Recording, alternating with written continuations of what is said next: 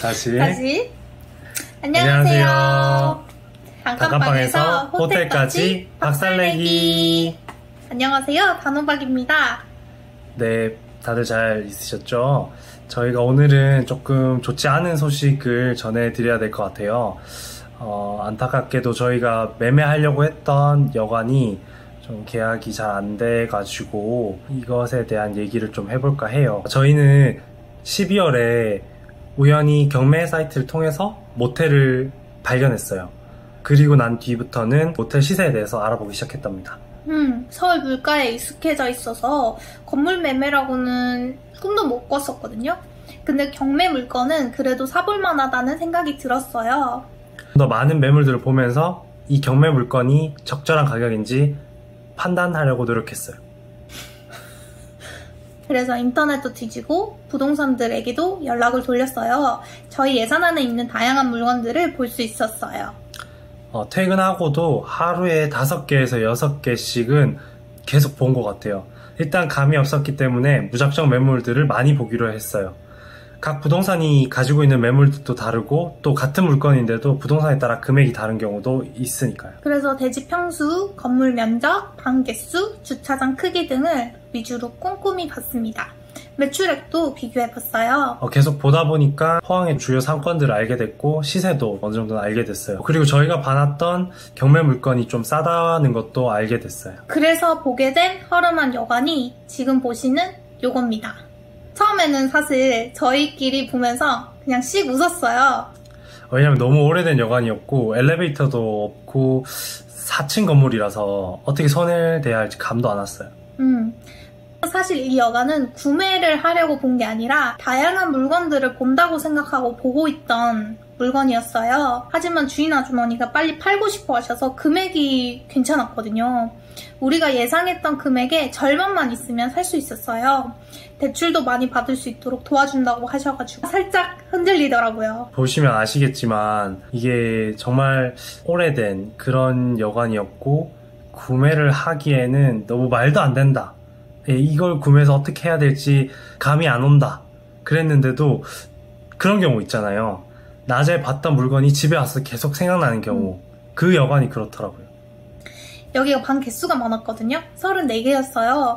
그래서 이 방 저 방 우리가 원하는 공간들을 만들어 볼 수 있을 것 같았어요.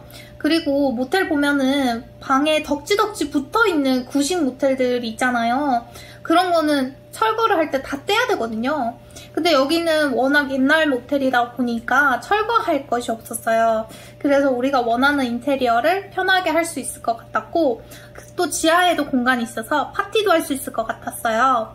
이 사진을 보시면 이게 지하 공간인데 지금은 여기가 아무것도 없잖아요. 근데 저희가 여기를 조금 꾸며가지고 파티룸으로 쓰면 어떨까 이런 생각도 해봤습니다.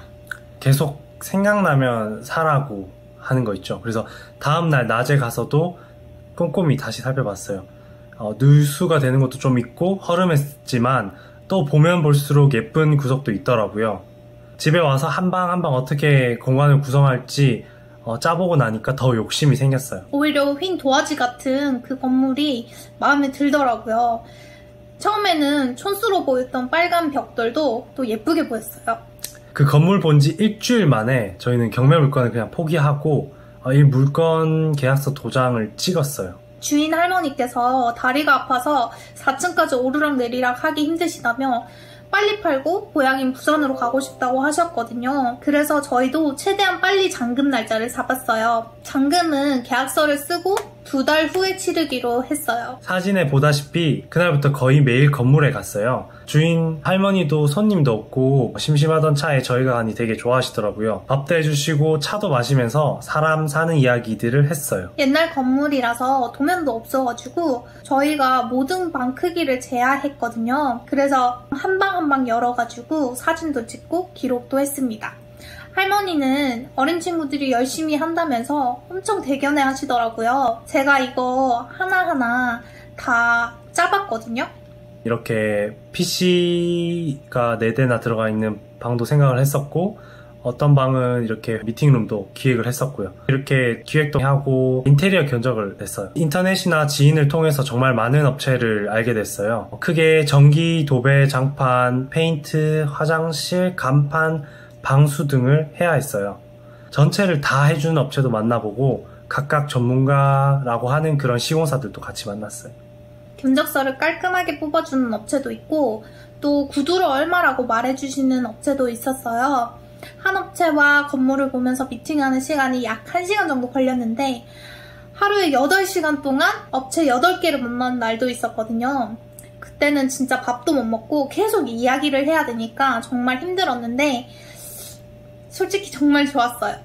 드디어 사업다운 사업을 하는구나 하는 생각에 엄청 기뻤거든요. 보통은 잔금 치르기 전에 너무 많이 가는 것이 실례일 수도 있지만 감사하게도 주인 할머니께서 양해를 해주셨어요. 대견한 마음도 있고 뭐 빨리 가져갔으면 하는 마음도 있었던 것 같아요. 한 번씩은 잔금일을 좀 당기면 안 되냐고 물어보시기도 했거든요. 저희도 그렇게 해드리고 싶었지만 동거하는 시간이 필요하니까 당겨드리기는 힘들었지만 할머니께서 계속 저희를 독려해주고 응원해주셨습니다. 힘들지만 그렇게 하루하루 생각도 해보고 계획도 해보고 그렇게 시간을 보내던 어느 날 여느 때처럼 시공사랑 미팅을 하고 있었어요.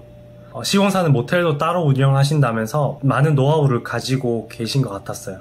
그러던 중 포괄 양도 양수로 인수하는 경우에는 인터넷도 인수해야 할 수 있으니 잘 알아보라고 하시더라고요. 여러분도 아시겠지만 인터넷 계약하면 지원금을 주시잖아요. 근데 모텔은 방 개수가 워낙 많기 때문에 지원금이 꽤 많아요. 그래서 그걸 확인을 꼭 해서 집주인과 상의를 하라고 하시더라고요. 저희도 인터넷 계약 기간과 금액 등은 알아봐야 될 것 같아서 주인 할머니께 여쭤봤는데 갑자기 말을 돌리시면서 그렇게 따지면 건물 못 판다고 하시더라고요. 저희는 진짜 당황했어요.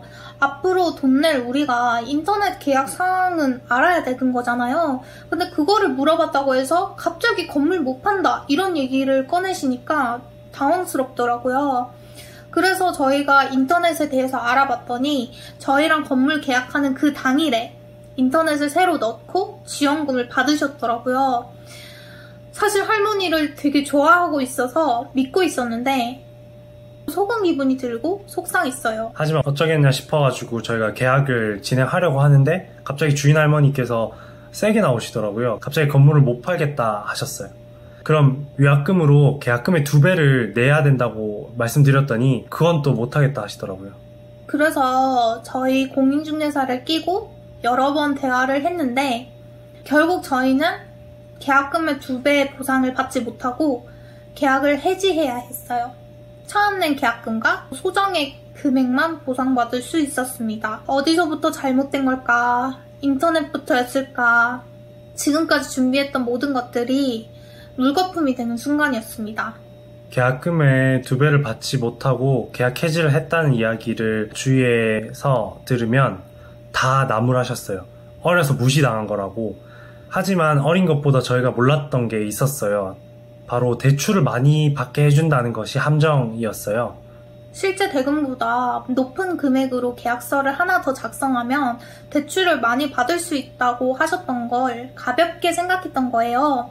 그거를 공인중개사님과 집주인 할머니가 먼저 제안을 하셨어요. 그리고 거기에 대해서 문제가 없다고 하셨고 또 집주인 할머니도 부동산을 하셨기 때문에 저희는 그걸 믿고 있었어요. 당연히 별 문제가 없겠지? 이렇게 안일하게 생각했던 것 같아요.